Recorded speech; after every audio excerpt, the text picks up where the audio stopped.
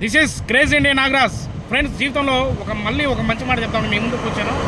Friends, లైఫ్లో ఒకటి గుర్తుపెట్టుకోండి, పెరటి కూర పుల్లనా, పెరటి కూర పుల్లనా. ఫ్రెండ్స్, ఇది ఎందుకు చెప్తున్నా అంటే పాత సామెత ఇది, కానీ ఇది వాస్తవం.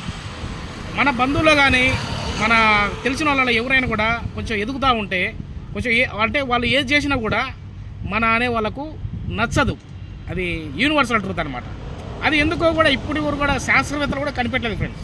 కానీ మై డియర్ ఫ్రెండ్స్, మనమేంటో తెలియని వాళ్ళు, మన మీద స్వార్థం లేని వాళ్ళు, దేవుడిచ్చిన ఫ్రెండ్స్ కొంతమంది ఉంటారు ఫ్రెండ్స్. వాళ్ళు మనం ఏం చేసినా కూడా వాళ్ళు ఎంకరేజ్ చేస్తూనే ఉంటారు. అంటే అది మంచి చెప్పేది, చెడు కాదు, మంచికి.